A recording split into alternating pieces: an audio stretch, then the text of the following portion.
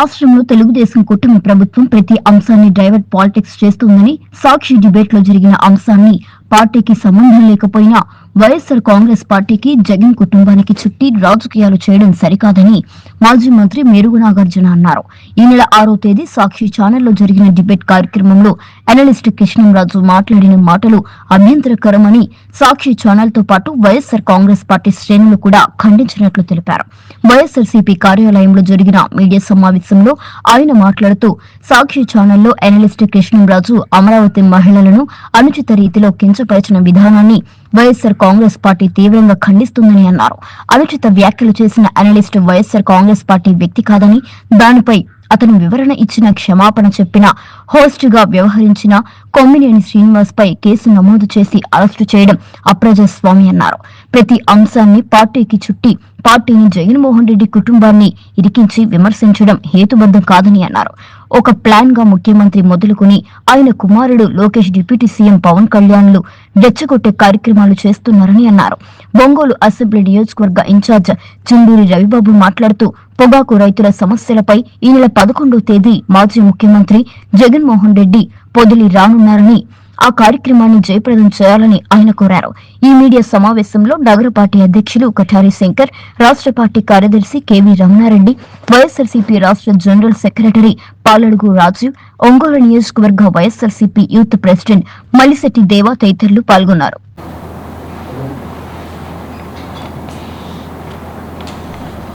అందరికీ నమస్కారం. ఈరోజు రాష్ట్ర వ్యాప్తంగా తెలుగుదేశం పార్టీ అధికారంలోకి వచ్చి సంవత్సర కాలం అవుతా ఉన్న నేపథ్యంలో డైవర్షన్ పాలిటిక్స్ రాష్ట్రంలో జరుగుతూ ఉన్నాయి. పర్టికులర్గా సీనియర్ జర్నలిస్ట్ అయినటువంటి కొమ్మినేని శ్రీనివాస్ గారి యొక్క అరెస్టు తాను చేయనటువంటి వ్యాఖ్యలకు వారిని అరెస్ట్ చేయటం అనేది చాలా బాధాకరం.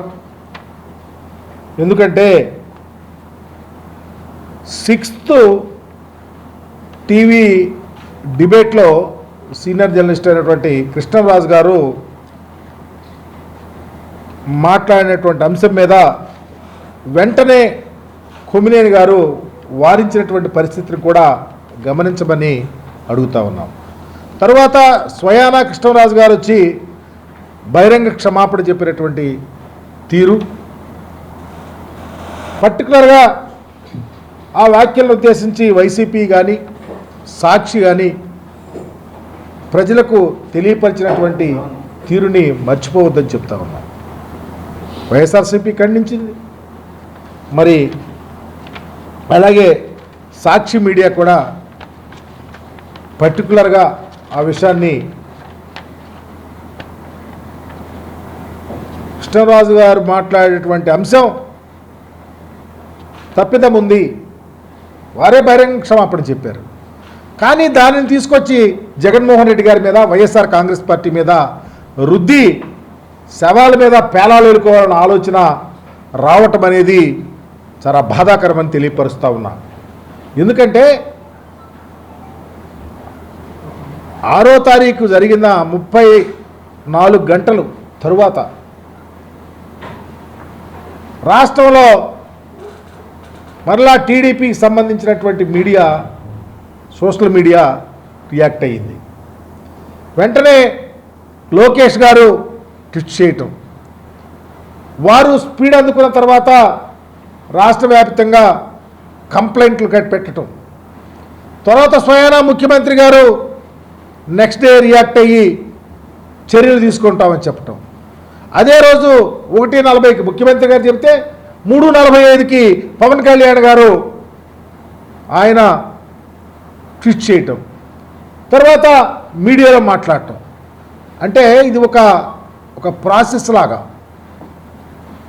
ఈ రాష్ట్రంలో సంవత్సర కాలంలో వాళ్ళ వైఫల్యాలు, ప్రజలను రక్షించాల్సినటువంటి వ్యవస్థలే ప్రజలను భక్షిస్తున్న తీరు, చేయాల్సినటువంటి అంశాల మీద అవగాహన లేకుండా పనిచేయటం, దాడులు అఘాయిత్యాలకు పురికొల్పటం, రాజ్యాంగ వ్యవస్థలనే వాళ్ళ చేతుల్లోకి తీసుకొని పరిపాలన చేయించడం అవన్నీ కప్పిపుచ్చుకోవాలని ఒక ఆలోచనతో దీన్ని తీసుకొచ్చేసి మరి సీనియర్ జర్నలిస్ట్ అయినటువంటి కొమ్మినేని గారిని అరెస్ట్ చేసి తద్వారా మా నాయకుడి మీద, మా పార్టీ మీద, మా నాయకుడి కుటుంబం మీద విషపు వేషాలు వల్లించటం అనేది చాలా బాధాకరం, బాధ్యతారాహిత్యంగా ప్రవర్తిస్తూ ఉన్నారని మాత్రం గమనించమని తెలియపరుస్తూ ఉన్నా.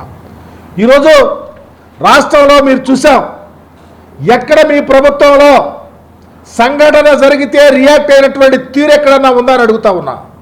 ఈ సంవత్సర కాలంలో దాడుల మీద కానీ, అఘాయిత్యాల మీద కానీ, అమానుషాల మీద కానీ మీరు చేయించినటువంటి వికృత చేష్టలు, అనేకమైన అరెస్టులు, సోషల్ మీడియా వాళ్ళ మీద అరెస్టులు, పేదవారి మీద దాడులు, వ్యవస్థలే బహిరంగంగా బరిదెక్కించి రోడ్ల మీద మనుషులను కొట్టినటువంటి తీరు స్వయాన ముఖ్యమంత్రి గారు మాట్లాడరు, సంబంధిత మంత్రి ఆమె ఇష్టం వచ్చినట్టు మాట్లాడుతుంది.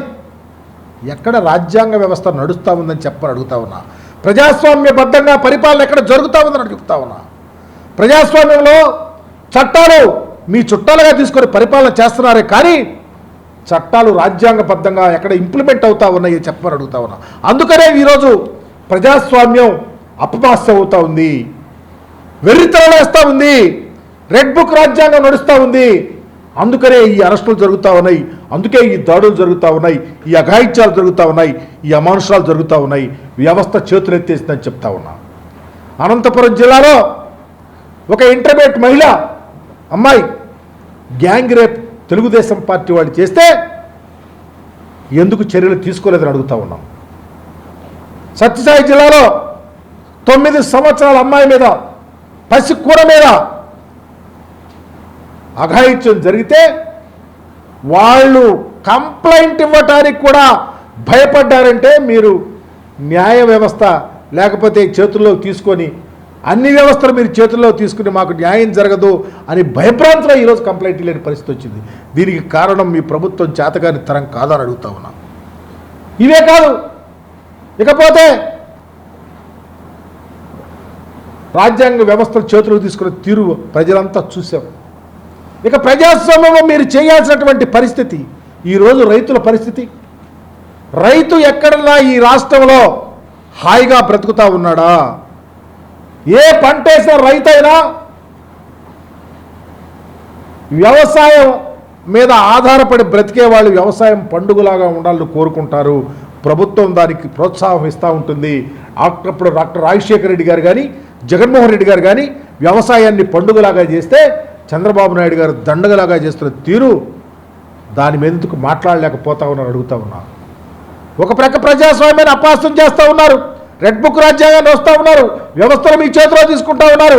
ప్రజలకు ఇవ్వాల్సినటువంటి రాయితీలు వ్యవసాయం చేసుకునే రైతు, కౌలు రైతు, కూలి రైతు విలవిల్లాడిపోతూ ఉన్నాడంటే, వరి వేసుకున్న రైతు ఉరి వేసుకుంటున్నాడంటే, ఈరోజు పొగాకేసుకున్న రైతు విలవిల్లాడిపోతూ ఉన్నాడు. వర్జీనియా పొగాకు, తెల్ల బర్లి, నల్ల బర్లి వేసుకొని ఈరోజు ఆత్మహత్యలు చేసుకుంటూ ఉంటే మంత్రులకు కళ్ళు లేని కబోజులు అవుతూ ఉన్నారు. వ్యవస్థలు ఏం మాట్లాడటంలా. ప్రిన్సిపల్ సెక్రటరీ అగ్రికల్చర్ ఈ ప్రాంతానికి వచ్చి ఈ రైతులు ఇన్ని కష్టాల్లో ఉన్నారు, ఈ విధంగా చేస్తే బాగుంటుందని సిఫార్సు చేయలేటువంటి పరిస్థితి. సంబంధిత మంత్రులు హఠావుటిన వైఎస్ఆర్ కాంగ్రెస్ పార్టీ ఎక్కడ అడుగుతుందో, ఎక్కడ ప్రజల తరపున ఉంటుందో, ఎక్కడ రైతుల తరపున నిలబడుతుందో అని చెప్పేసి ఈ ప్రాంతాల్లో మీటింగులు పెట్టి వెంటనే మేము కొంటున్నామన్నారు. ఎక్కడ కొంటల్లా, ఎక్కడ దళారీల మయమైపోయింది. వ్యవస్థలంతా మీ చేతుల్లో ఉన్నాయి. రైతు విలవిల్లాడిపోతూ ఉంటే ఎందుకు ప్రభుత్వం వ్యాపారస్తుల్ని పిలిచి మీరు కొనకపోతే నేను కొంటానని చెప్పి 118 కోట్ల రూపాయలు వెచ్చించి పొగాకు కొన్నటువంటి తీరు ఈ రాష్ట్ర ప్రజలకు, రైతులకు తెలియదా అని అడుగుతా ఉన్నాం. కానీ చంద్రబాబు గారు ఎందుకు చేయలేకపోతా ఉన్నాడు? అగ్రికల్చర్ ఏం మాట్లాడుతూ ఉన్నాడు మినిస్టరు? మహానాడులో డాంబికాలు చెప్పాడే, నేను రైతులను ఆదుకుంటున్నాం, రైతుకి ఎక్కడ నష్టపోవటం లేదు, అన్నీ చూస్తున్నామని చెప్పినప్పుడు ఎందుకు వరేసుకున్న రైతు ఉరేసుకుంటున్నాడు, మిర్చి వేసుకున్న రైతు గోతాల మీద పడుకొని ఆత్మహత్యలు చేసుకుంటున్నాడు, పొగాకేసుకున్న రైతు ఏ ప్రాంతంలో అయినా ఈరోజు విలవిల్లాడిపోతున్న తీరు మీకు ఎందుకు కనపడదని అడుగుతా ఉన్నాం. అందుకనే రేపు 11వ తారీఖున అందుకనే 11వ తారీఖు ప్రకాశం జిల్లాకు వైఎస్ఆర్ కాంగ్రెస్ పార్టీ అధినాయకుడు ప్రతిపక్ష నాయకుడు జగన్మోహన్ రెడ్డి గారు వస్తూ ఉన్నారు.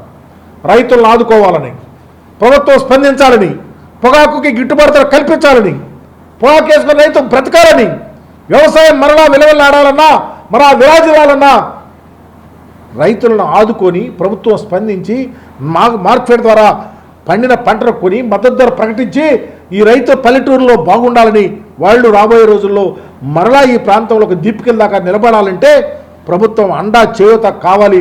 అది ఇవ్వమని చెప్పాలనే ఉద్దేశంతోనే రేపు 11వ తారీఖున పొదిలి జగన్మోహన్ రెడ్డి గారు ఉదయం 9:30కు వస్తూ ఉన్నారు. రైతాంగాన్ని తప్పకుండా రాబోయే రోజుల్లో వైఎస్ఆర్ కాంగ్రెస్ అధికారంలోకి వస్తే ఇలాంటి ఇక్కట్లుండవు, ఇలాంటి ప్రజాస్వామ్యకు వ్యతిరేక పనులుండవు, ఇలాంటి అబద్ధాలు చెప్పిన హామీలు నిలబెట్టించినట్టు పరిస్థితి ఉండదు. జగన్మోహన్ రెడ్డి గారి 5 సంవత్సరాల పరిపాలన మీరు చూశారు. చెప్పింది చెప్పండి ఈ రాష్ట్ర ప్రజల భవిష్యత్ కోసం, బాగోగుల కోసం అష్ట కష్టాలు పడి ఈ రాష్ట్రంలో పరిపాలన చేసిన ముఖ్యమంత్రి జగన్మోహన్ రెడ్డి గారు అయితే చెప్పిన అబద్ధాలు, అలవికాని అబద్ధాలు, సూపర్ 6లు, 143 హామీలు గాలి కొదిలేసి ఈరోజు ప్రభుత్వాన్ని మీ చెప్పు చేతల్లో పెట్టుకుని ప్రజల రోడ్డు మీద పడేసిన తీరుని వ్యతిరేకిస్తూ ఇలాంటి సీనియర్ జర్నలిస్ట్ అయినటువంటి కొమ్మినేని శ్రీనివాస్ గారి అరెస్టును ఖండిస్తూ ప్రజాస్వామ్యాన్ని కాపాడుదాం, రాజ్యాంగం పరిడవిల్లాలి. ఈ రాష్ట్రంలో మాకు పార్టీలకు అతీతంగా ఏ రైతైనా తెలుగుదేశం పార్టీకి ఓటేసిన రైతైనా హాయిగా ఉండాలని, ఈ ప్రాంతంలో ఏ పార్టీకి ఓటేసినా ప్రజాస్వామ్యబద్ధంగా పరిపాలన చేయాలనే ఆలోచనతోనే వైఎస్ఆర్ కాంగ్రెస్ పార్టీ ఉంది. ఆ కోణంలో తెలుగుదేశం పార్టీ అధికారంలో ఉన్నటువంటి పార్టీ చంద్రబాబు నాయుడు గారి పనితీరు ఉండాలని చెప్పి కోరుకుంటూ అక్రమ అరెస్టులను ఖండిస్తూ సెలవు తీసుకుంటా ఉన్నాం. ఈరోజు కొమ్మినేని శ్రీనివాసరావు గారిని సాక్షిలో పనిచేస్తున్నందువల్ల, అదే ఆయన మీ పత్రికల్లో మీ టీవీల్లో పనిచేసినప్పుడు చాలా గొప్ప వ్యక్తి, ఇవాళ సాక్షిలో పనిచేస్తుంటే ఓర్వలేక ఎవరో అనాలిసిస్కి వచ్చిన ఒక వ్యక్తి నోరు జారి, అంటే ఆయన ఏదో అనాలిసిస్ చేయబోయి పొరపాటున మాట్లాడి ఆయన అది తప్పైపోయిందని ఆయన క్షమాపణ కోరాడు. ఆ రివ్యూలో శ్రీనివాసరావు గారు అటువంటి మాటలు మాట్లాడొద్దని ఆయన కూడా వారించడం జరిగింది. తర్వాత ఇటువంటివి జరగకూడదు, ఆయన నేను వారించాను, ఆయన వివరణ చెప్పాడు. మాట్లాడిన అతను సారీ చెప్పాడు. దానికి ఇంత రాద్ధాంతం చేసి కొమ్మినేని శ్రీనివాసరావు గారు లాంటి సీనియర్ జర్నలిస్ట్ని భయపెట్టి మీరు అందరు నోర్లు మోయించాలనుకోవటం అవివేకం. గత సంవత్సరంలో మీరు అన్ని రకాలుగా ఫెయిల్ అయ్యారని, కూటమి ప్రభుత్వం ప్రజలు తిరస్కరిస్తున్నారని పలు సర్వేల్లో తేలగా రాష్ట్రం అంతా గప్పుమని మాట్లాడుకుంటుండగా వెన్నుపోటు పొడిచామని ప్రజలందరూ రోడ్ల మీదకి వచ్చి మొన్న 4వ తేదీ వేలాదిగా ప్రతి ఊర్లో ర్యాలీలు జరిపితే మీకు సిగ్గుపోయి దాన్ని డైవర్ట్ చేయడం కోసం ఏదో చిన్న సంఘటన ఆ నోరు జారిన దాన్ని నేను పొరపాటు అయిపోయిందా అని అన్నదాన్ని కాదని చెప్పి తీసుకొచ్చి మీరు ఒక అక్రమ అరెస్ట్ చేసి మీరు డైవర్ట్ చేయాలని చూస్తుంటే ప్రజలు అమాయకులు కాదు. మీరు 2 రోజులు చేస్తారు దీన్ని డైవర్షన్, 3 రోజులు చేస్తారు, కానీ మీరు పథకాలు లేకపోయింది అనేది శాశ్వతంగా మాట్లాడుతూనే ఉంటారు. మీ గ్రాఫ్ దీంతో పెరగదు. ఒట్టి ప్రచారార్భాటాల మీద ఎదుటోళ్ళ మీద బురద చల్లటం ద్వారా చిన్న చిన్న లాజిక్లు పట్టుకొని రాణించాలనుకుంటే తెలుగుదేశం కూటమి వాళ్ళు పిచ్చి పనులు అవుతాయని కూడా ఈ సందర్భంగా తెలియజేస్తా ఉన్నాం. 1వ తేదీ జగన్మోహన్ రెడ్డి గారు పొగాకు రైతుల కోసం, పొగాకు రైతులకు గిట్టుబాటు ధర ఇప్పించాలనే ఉద్దేశంతో మన ప్రాంతం పొదిలికి వస్తూ ఉన్నారు రైతులను పరామర్శించడానికి. గతంలో జగన్మోహన్ రెడ్డి గారి ప్రభుత్వంలో రైతాంగాన్ని ఆదుకోవడం జరిగింది మార్కెట్ ద్వారా. ఈ ప్రభుత్వం ఆ చర్యకి ముందు రావట్లేదు. రైతులు నష్టపోతున్నా, ఆత్మహత్యలకు పాల్పడుతున్నా వీరు ముందుకు రానందువల్ల ఈ ప్రభుత్వాన్ని నిద్రలేపాలని, రైతులకు అండగా ఉండాలని జగన్మోహన్ రెడ్డి గారు వస్తున్నారు. ఆ కార్యక్రమానికి రైతాంగం మొత్తం హాజరై విజయవంతం చేయాలని, పోరాటానికి సిద్ధపడాలని పిలిపిస్తూ ఉన్నాం.